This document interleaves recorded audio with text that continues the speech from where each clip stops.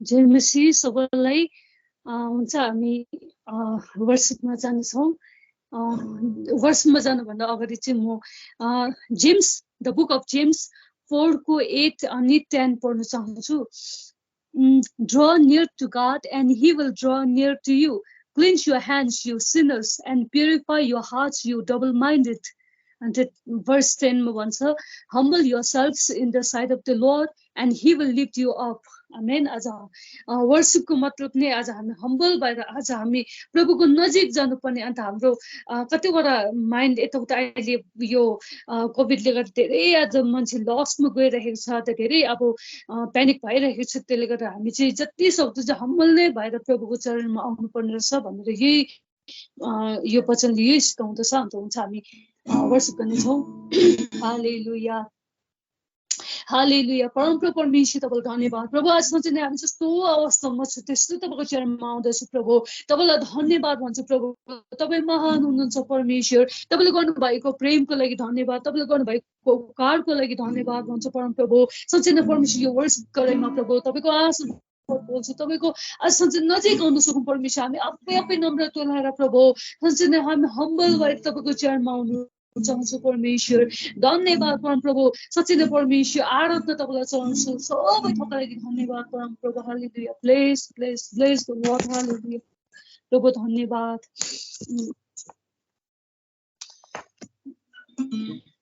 मलाई सम्हाल्नु हो मलाई डोर्याउनु हो म त कमजोर छु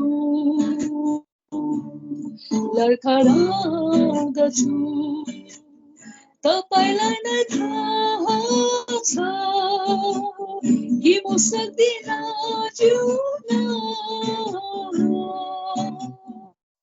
तपाईँ बिना यीशु तपाईलाई नै थाहा छ कि म सक्दिन जिउन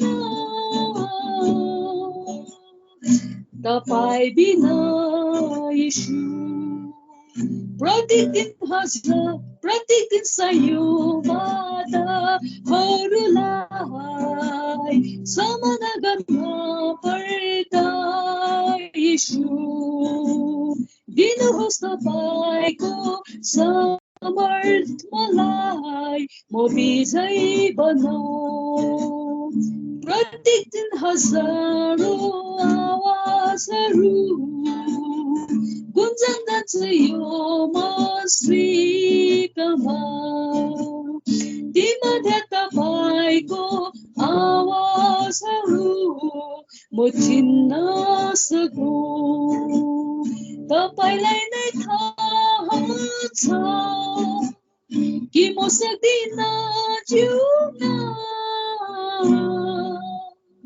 तपाईँ बिना यीशु तपाईलाई नै थाहा छ कि म सक्दिन जिउन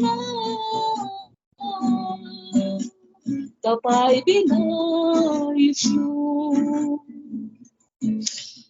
तपाईलाई भेट्न आएको छु बुझ्न आएको छु आदर गर्न आएको छु तपाईँ चाहिँ अरू कोही छैन कोही पनि छैन तपाईँ मात्र मेरो प्रभु तपाईलाई भेट्न आएको छु बुझ्न आएको छु आदर गर्न आएको छु तपाईँ चाहिँ अरू कोही छैन कोही पनि छैन तपाईँ मात्र मेरो प्रभु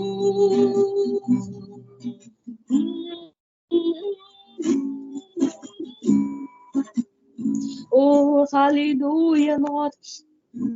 धन्यवाद परमप्रभु परमेश्वर पिता प्रभु आज साँच्चै नै परमेश्वर तपाईँ बिना प्रभु आज हामी कमजोर हामी प्रभु आज केही गर्न सक्दैन परमेश्वर तपाईँको बल प्रभु आज साँच्चै नै हाम्रो खानेकुरा हाम्रो बल ताकत प्रभु सबै तपाईँबाट आउँदछ परमेश्वर प्रभु हामी तपाईँलाई धन्यवाद भन्छ परमप्रभु धन्यवाद हालेलुया राबान्देरिया लान्देरि ओ यीशु यीशु यीशु महिमा प्रभु तपाईँलाई धन्यवाद भन्छ परम प्रभु ओ लर्ड हालेलुया राबान्दिरी खाउँदा प्रभु हामी झन् झन् प्रभु नजिक आउँदछ परमेश्वर झन् झन् तपाईँलाई उछाल्दछ परम प्रभु झन् झन् प्रभु सचिन परमेश्वर तपाईँलाई प्रभु धन्य धन्य धन्य भन्दछ परमेश्वर तपाईँले गर्नुभएको प्रभु सबै कार्यको प्रभु हामी वर्णन गर्न चाहन्छौँ परमेश्वर पिता प्रभु तपाईँको विषयमा लिएर प्रभु हामी भन्नु चाहन्छौँ परमेश्वर कारण प्रभु धन्य प्रभु तपाईँ महान हुनुहुन्छ परमेश्वर प्रभु जङ्गलको परमेश्वर पिता प्रभु सबै क्रिएसनको प्रभु तपाईँ मालिक हुनुहुन्छ परमेश्वर धन्यवाद प्रभु ओ लर्ड हालेलुया हामी उचाल्छौँ येशू तपाईको नाम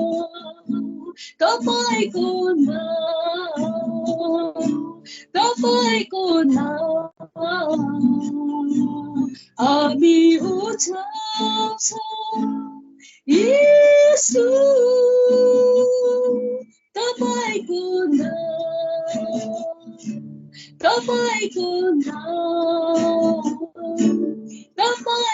नाम Oh Lord, hallelujah, rabandiri yaralandiri yaralandiri. Oh rivinna ralandiri yaralala bori yaralandi. Oh rakhandaralan. Aunque chuta paiku charanama. Oh Lord, hallelujah, rakhandaralandiri yaralandi. Bisau chuta paiku. Oh Lord, hallelujah, razandiri yaralandiri yaralandiri. Bisa suridaiku, bota pira, kosta chutamaima, asa bhorosa, ami.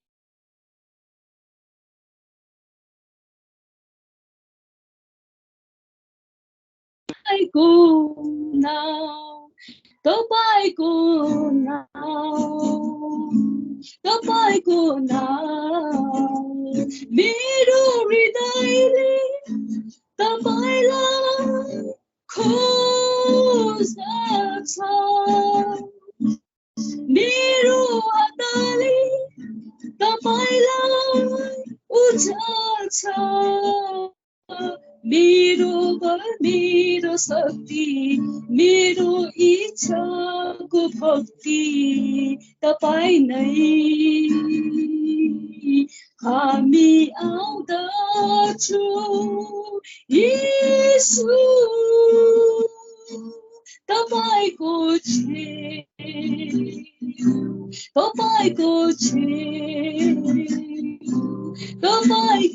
छेउ hallelujah मेरो सङ्कटको सहारा तपाईँ नै मेरो हृदयको आनन्द तपाईँ नै मेरो प्राण मेरो पिता मेरो आशाको किल्ला तपाईँ नै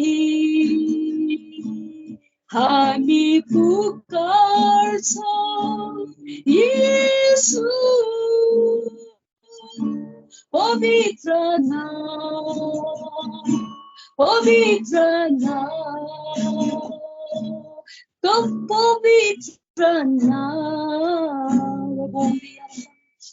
येशू Lord, hallelujah, प्रभु धन्यवाद हुन्छ यो समयमा प्रभु आज सञ्चालन परमेश्वर आजको दिन तपाईँले सृष्टि गर्नुभएको this is the day that the Lord has made and we will be glad in it भनेर प्रभु हामी यही भन्न चाहन्छौँ परमेश्वर धन्यवाद सबै तपाईँलाई धन्यवाद प्रभु आज यो मौका प्रभु तपाईँ जिउँदो परमेश्वरलाई वर्षिप गर्ने सच्चिने यो समय तपाईँले दिनुभयो परमेश्वर तपाईँको आराधना गर्न चाहन्छु तपाईँलाई धन्यवाद भन्छु प्रभु धन्यवाद प्रभु सच्चिने महिमा दिन्छु प्रभु धन्यवाद तपाईँ सारा सृष्टिको परमेश्वर प्रभु तपाईँलाई धन्यवाद प्रभु आराधना परमेश्वर सबै थोक लागि धन्यवाद प्रभु आज यो जीवनको लागि धन्यवाद प्रभु आज मलाई साँच्चै नै प्रभु बस्नु प्रभु सबै कुरा तपाईँले जुटाउनु भयो परमेश्वर धन्यवाद प्रभु तपाईँ महान हुनुहुन्छ परमेश्वर नट बिकज प्रभु तपाईँले प्रोभाइड गरेको कारणले होइन प्रभु तपाईँ महान हुनुहुन्छ प्रभु lord hallelujah Prabhu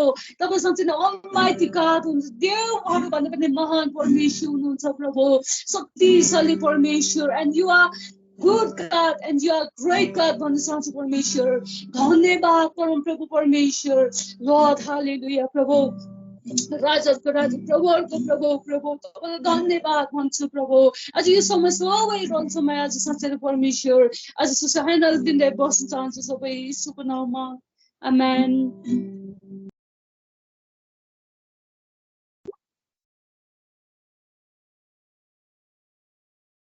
Amen. Praise the Lord. Sister Chungkulai, धेरै धन्यवाद परमेश्वरले तपाईलाई धेरै आशिष दिएको हुन् अनि तपाईको सेवकाईमा तपाईको परिवारमा पनि धेरै परमेश्वरले आशिष दिएको हुन् अनि हामी आशिषित भएको छौं किनभने परमेश्वर महान हुनुहुन्छ परमेश्वरलाई हामीले धन्यवाद नदिकिन हामी बस्न सक्दैनौं किनभने हाम्रोमा धेरै कारण छ परमेश्वरलाई धन्यवाद दिनको लागि एउटा मात्रै कारण हैन हाम्रोमा in every steps हाम्रो every seconds of our life हामी उहाँलाई धन्यवाद दिनुपर्ने छ किनभने हामीले पाएको जीवन हामीले पाएको आशिष हामीले पाएको परिवार हामीले पाएको प्रत्येक कुरामा नै परमेश्वरको हात छैन भने परमेश्वरको आशिष छैन भने हामी केही पनि गर्न सक्दैन यदि उहाँको हात नै हामी माथि छैन भने हामीले केही गरेर पनि हामी सफलता पाउनु छैनौं त्यही कारणले हामी यो समय परमेश्वरलाई धन्यवाद अनि महिमा दिनु सक्यौं अनि सिस्टर छुङकुलाई पनि धेरै धन्यवाद हामीलाई असल वर्शिपमा तपाईले लिड गरिदिनु भयो अनि हामी यो समय फेरि परमेश्वरको एउटा जीवित वचन हामी सुन्नु गइरहेको छौं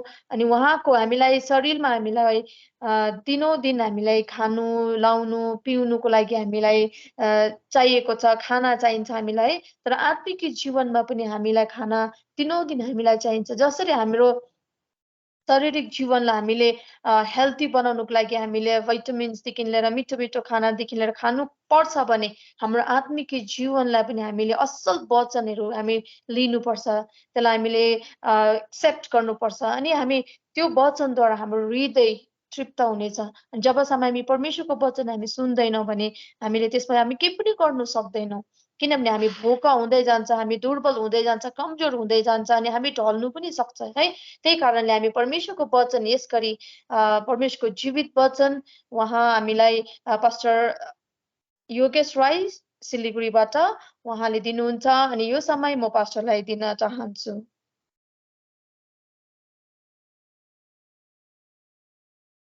प्रभु में प्रियजन आप सबको यीशु मसीह के नाम से स्वागत जय मसीह परमेश्वर ने हम लोग को ये सुंदर सा अवसर दिया कि हम उसके चरण में आ सके और उसके वचन से कुछ हम लोग सीख सके और आज का दिन हम बहुत ही मुख्य विषय पर चर्चा करने वाले हैं आज का दिन हम बात करेंगे मैनेजिंग स्ट्रेस तनाव पर नियंत्रण तनाव हम सबके जीवन में होते हैं और तनाव अच्छे तनाव भी होता है कभी कभी तनाव का सोर्स जो है तनाव का मुख्य जहाँ से आते हैं बहुत अलग अलग जगह से तनाव आते हैं लेकिन तनाव के बीच में हम किस प्रकार से उसके ऊपर हम हावी होते हैं बहुत से बार तनाव हमारे जीवन के ऊपर हावी हो लेते हैं और तनाव हमारे जीवन को नियंत्रण कर लेता है और ऐसा स्थिति आ जाता है हम उस तनाव के कारण कहीं गलत कदम उठा बैठते हैं लेकिन आज हम बात करेंगे कैसे हम तनाव पर नियंत्रण पाएंगे कैसे हम तनाव के ऊपर नियंत्रण प्राप्त करेंगे और हमारे जीवन में हम एक सफल व्यक्ति बन सकेंगे उसके बारे में हम बात करते हैं जब भी तनाव हमारे जीवन में आते हैं तो हमारे भीतर में बहुत से प्रश्न होते हैं कि क्यों ये कैसे हुआ ये क्यों हुआ ये मेरे साथ ही क्यों होना था हमारे जीवन में ही ऐसा क्यों आया तो तनाव बहुत प्रश्न हमारे जीवन में खड़ा कर देता है और बहुत सा बार हमारे पास जब इस तनाव के ऊपर विजय होने के लिए जब कोई भी चारा नहीं होता है हमारे पास कोई उत्तर नहीं होता है तो बहुत सा बार हम गलत कदम गलत फैसला, गलत डिसीजन हमारे जीवन में हम ले लेते हैं। तो बाइबल में हम लोग देखते हैं तो बाइबल के हिसाब से जो तनाव जो है हमारा जीवन का पूरे शरीर को ही, हमारे पूरा शरीर को ही तनाव क्या करता है, प्रभाव करता है। उदाहरण के स्वरूप में ये हमारे आध्यात्मिक, हमारा आत्मिक जीवन को प्रभाव करता है। और कभी कभी तनाव हमारे शरीर को भी प्रभाव करता है। कभी कभी तनाव हमारा भावनात्मक जीवन को, हमारा इमोशनल लाइफ को हम प्रभाव करता है। और कभी कभी तनाव जो है हमारा सामाजिक जीवन को भी प्रभाव करता है। कि अगर भजन संहिता, अगर कोई आप बात में पढ़ सकता है, भजन संहिता 31 अध्याय उसका 9 से लेकर 12 तक आप पढ़ते हो तो वहां पर देख सकोगे। भजन 31 उसका 9 से लेकर 12 तक आप देखते हो तो वहां पर आप देख सकते हो कि भजनकार एक तनाव के बीच में होकर इस भजन को लिखता है।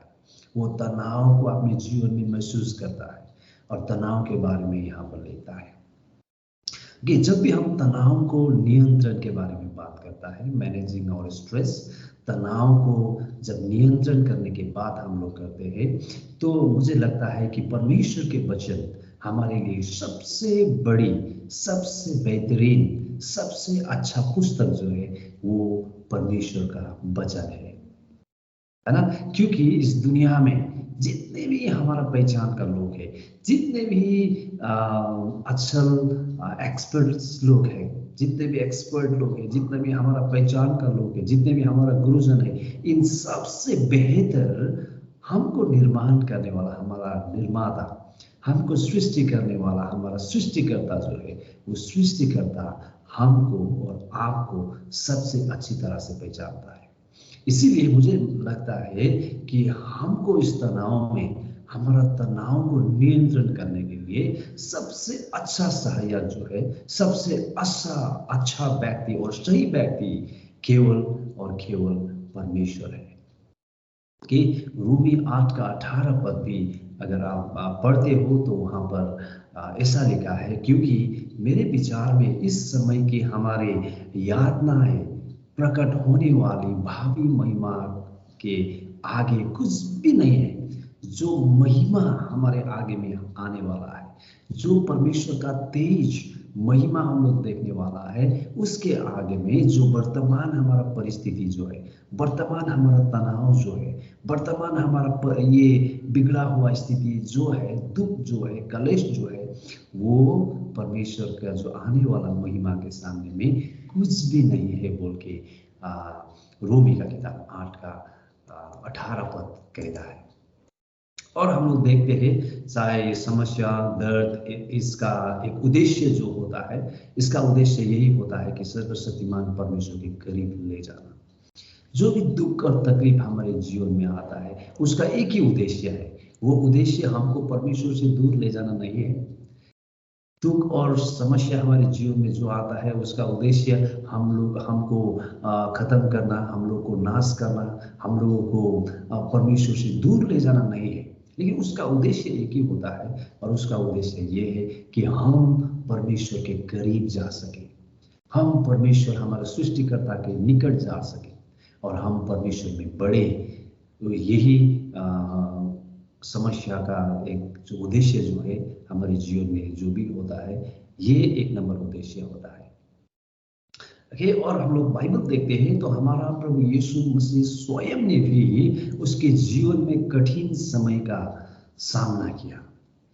उसने दर्द का अनुभव किया, उसने पीड़ा का अनुभव किया, तकलीफ का उसने अनुभव किया और वो स्वयं इस रास्ते से होके गुजर चुका है। हम मुसीबत के समय में, हम तकलीफ के समय में, हम जब कठिन और परिस्थितियों के समय में होके गुजरते हैं तो ऐसे समय में सबसे बेहतरीन जगह और सबसे बेहतरीन व्यक्ति जिसको हम देखना चाहिए, जिसकी ओर से हमको सुनना चाहिए और जिसकी ओर से हमको सीखना चाहिए, वो प्रभु यीशु मसीह स्वयं है।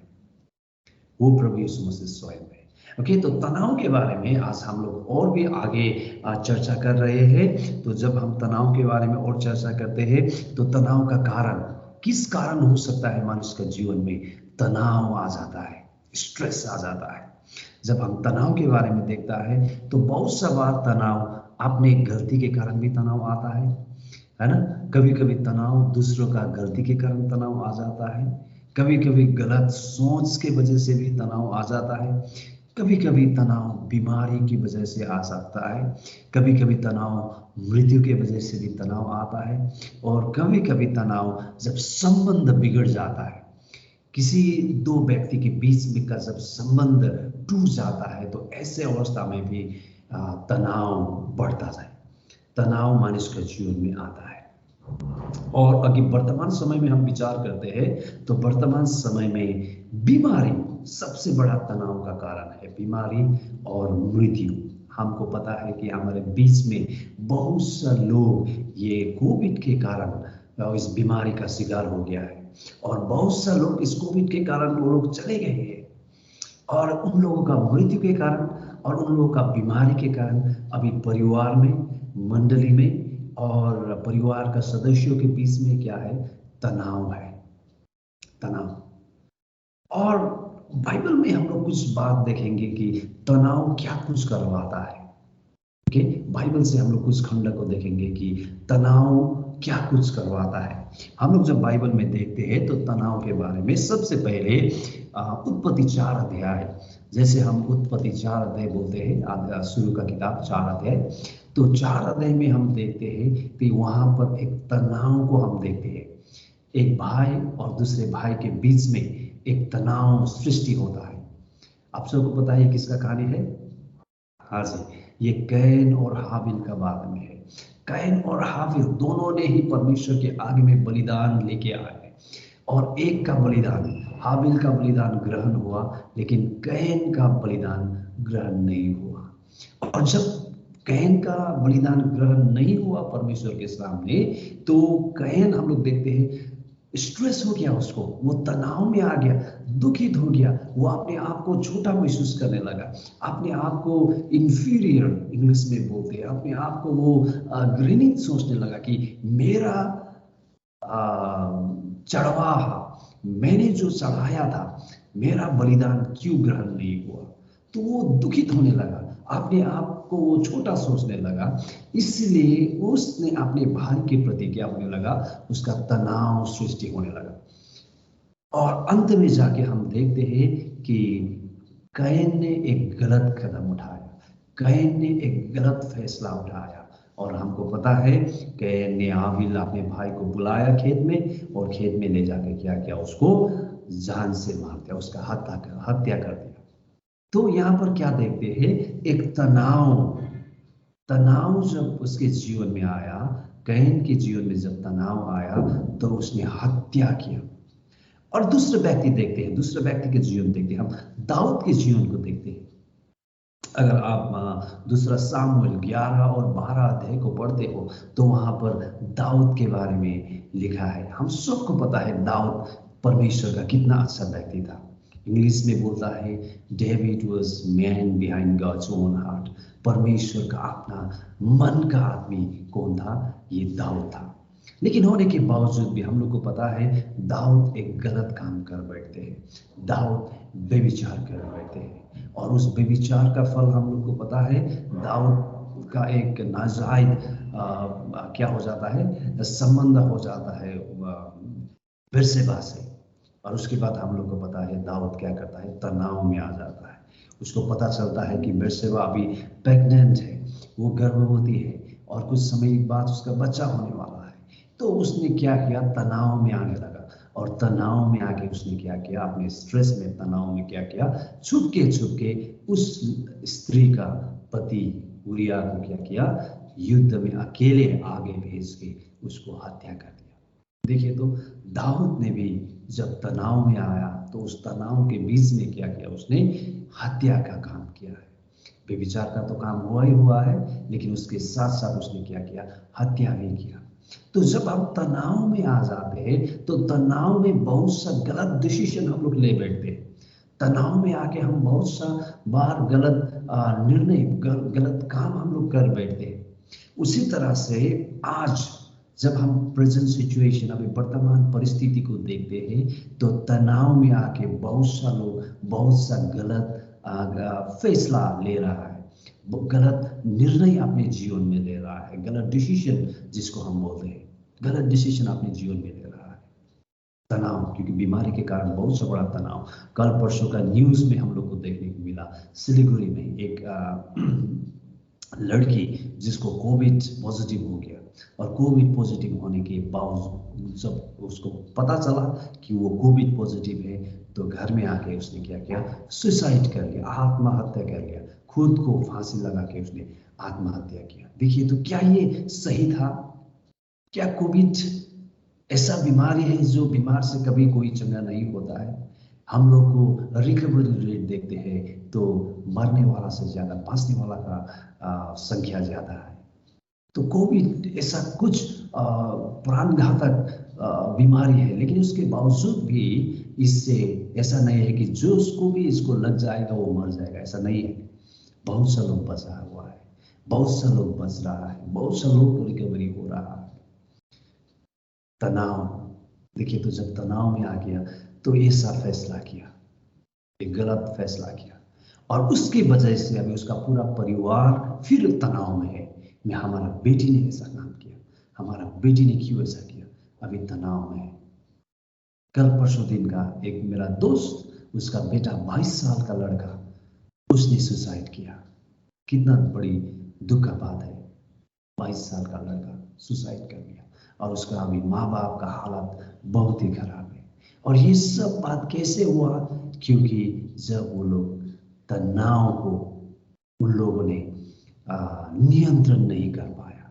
जब तनाव इतना ज्यादा बढ़ने लगा तो वो लोग डिप्रेशन में आ गया, और उस डिप्रेशन के कारण उन लोगों ने जीवन में कुछ गलत कदम, गलत उसने स्टेप अपने जीवन में लिया, और जिसके वजह से पूरी सोसाइटी को, पूरी परिवार को एक बहुत सा बड़ा लॉस है। लेकिन बाइबल से हम लोग आज देखेंगे, आज हमारा परिस्थिति, हमारा माहौल भी ठीक नहीं है। जैसे कि आप एक प्रभु का जन होने के नाते, आप एक पास्टर होने के नाते, आप एक प्रभु का सेवक होने के नाते, आपको हर एक विश्वासी का जीवन को जानना जरूरी है। क्या मेरा विश्वासी लोग तनाव में है, और किस प्रकार का तनाव से वो लोग गुजर,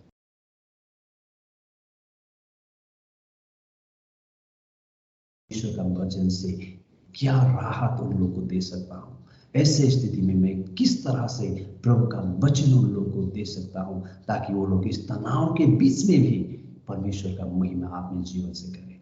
इस तनाव के बीच में भी वो लोग आनंदित रहे, जैसा प्रभु का वचन कहता है, प्रभु में सदा आनंदित रहो। मैं फिर भी कहता हूँ, आनंदित रहो। ओके, तो हम लोग बाइबल से एक बात देखेंगे। इसके लिए 2 मैंने प्रक्रिया रखा है।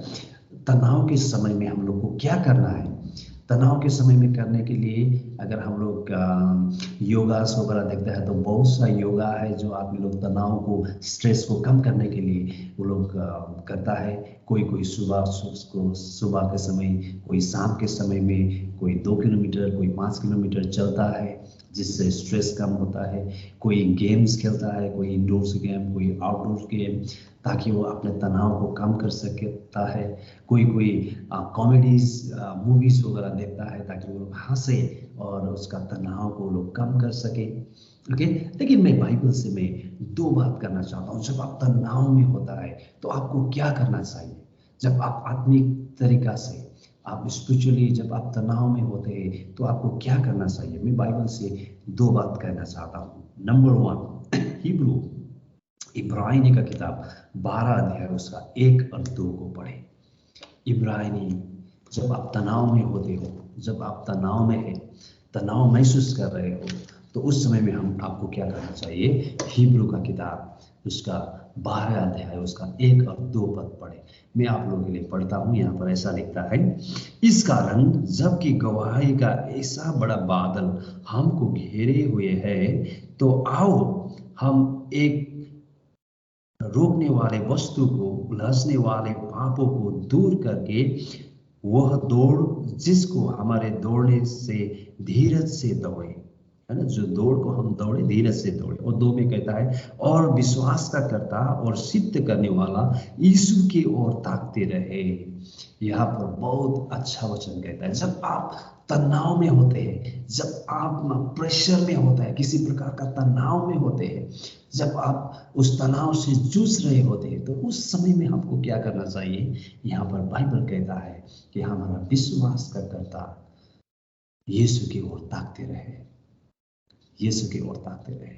हम यीशु को देखें, क्योंकि यीशु मसीह स्वयं ये सारे दुख और कष्ट से होके गुजरा है, और यीशु की ओर ताकते रहे। वो हमारा अंतिम आशा है, वो हमारा भरोसा है, वही हमारा जीवन को सृजना करने वाला, वही हमारा जीवन में जो कुछ भी होता है ये सब को ऊपर हमारा प्रभु यीशु मसीह। इसीलिए बाइबल कहता है कि उस यीशु की ओर ताकते रहे, यीशु की ओर ताकते रहे। और वो यीशु कहता है, हे सारे मेहनत करने वालों और बोझ से दबे हुए हो, मेरे पास आओ, मैं तुम्हें विश्राम दूंगा। ये प्रभु यीशु मसीह कहता है कि ये सारे मेहनत करने वाले लोग और बोझ से दबे हुए हो, मेरे पास आओ और मैं तुम्हें विश्राम दूंगा। प्रभु यीशु मसीह हम लोग को विश्राम देने के लिए बुलाता है। हो सकता है आपका चिंता, हो सकता है आपका तनाव बहुत बड़ा हो सकता है आपका तनाव आप दूसरों को शेयर कर नहीं सकता हो सकता है आप अंदर ही अंदर आपको उस तनाव खींचे जा रहा है, खाए जा रहा है, सताए जा रहा है। लेकिन ऐसे स्थिति में प्रभु यीशु मसीह जो आपको सृष्टि करने वाला प्रभु है, वो प्रभु कहता है कि तुम्हारे सारे तनाव, फिक्री, जो भी बोझ है तुम मेरे पास दो और मैं तुझे विश्राम दूंगा। प्रभु कहता है कि मैं तुम्हें विश्राम दूंगा। तो ऐसा स्थिति में जब परिस्थिति हमारा बिगड़ा हुआ है, तो इस बिगड़ा हुआ परिस्थिति में हमारा जो भी स्ट्रेस है, तनाव है, उसको रखने का सबसे अच्छा जगह है प्रभु यीशु मसीह। उस तनाव को रखने का सबसे अच्छा जगह है प्रभु का उपस्थिति। जब हम प्रभु का उपस्थिति में उस चीज को डाल देते हैं, तो प्रभु हम लोगों को हमारा मन का बोझ को हल्का कर देता है। वो हम लोगों को जीने का उम्मीद दे देता है। वो हमको मुस्कुराने का वजह दे देता है। वो हम लोगों को खुशी होने का, आनंदित होने का कुछ नया कारण प्रभु हम लोगों को दे देता है। एक नंबर बात वो मैंने बताया। और दूसरा नंबर बताता हूं मैं, और वो दूसरा नंबर है पहला थिस्सलुनीका उसका 5 अध्याय उसका 16 से लेकर 18, 16, 17 और 18 पद आप पढ़ सकते हैं। पहला थिस्सलुनीकी उसका 5 अध्याय उसका 16, 17 और 18 वचन को आप पढ़ सकता है। वहाँ पर प्रभु का वचन बहुत अच्छी रीति से, अच्छे भांति से हम लोगों को सिखाता है कि हम परिस्थिति के समय में क्या करना चाहिए।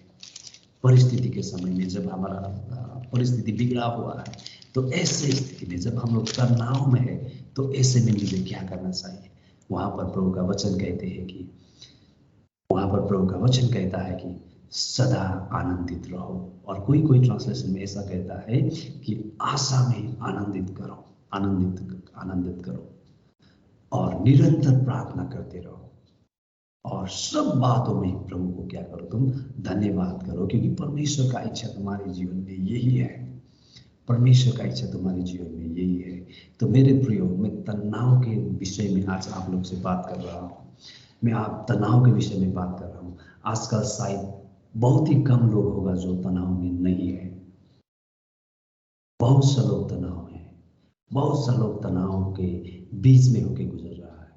लेकिन ऐसे स्थिति में प्रभु का वचन कहता है कि तुम्हारा सारा तनाव और फिक्री मेरे पास लो। प्रभु यीशु मसीह जो आपको सृष्टि किया, जो मुझे सृष्टि किया, हमारा सृष्टिकर्ता कहता है तुम्हारा सारा बोझ, जो मेहनत करनी और बोझ से दबे हुए मेरे पास आओ। और वो हमको बताता है कि मैं तुमको विश्राम दूंगा।